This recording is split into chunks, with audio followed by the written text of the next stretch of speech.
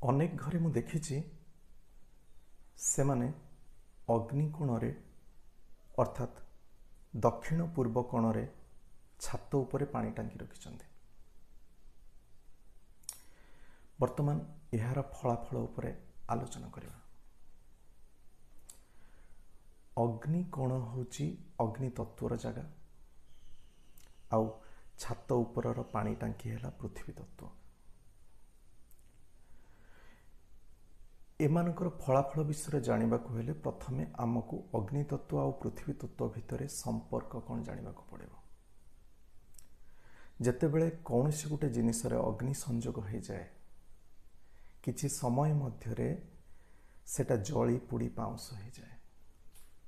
वर्तमान ई अग्नि पाउंस को सृष्टि करे। पाउंस होची पृथ्वी तत्व। तेणु अग्नि तत्व पृथ्वी तत्व को जन्म दिए।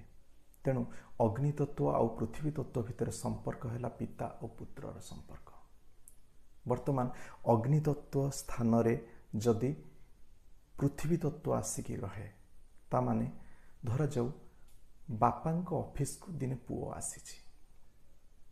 से दिन पुओ आसीची माने पुओ तार चगलामी करिवो, नटखटपण देखैबो। बापा कौन तांकर काम एफिशिएंटली करि परिबे?